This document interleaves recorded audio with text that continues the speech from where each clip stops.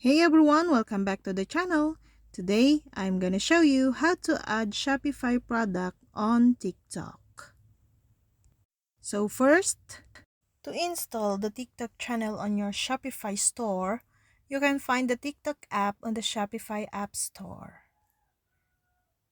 When you are on TikTok app page, click on Add App to install the TikTok channel on your Shopify store.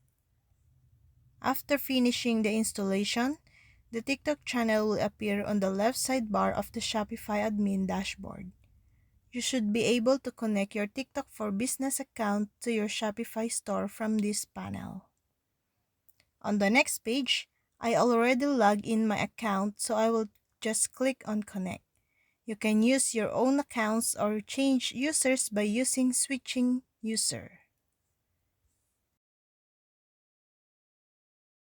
After you connect to your store successfully, a TikTok business dashboard will appear.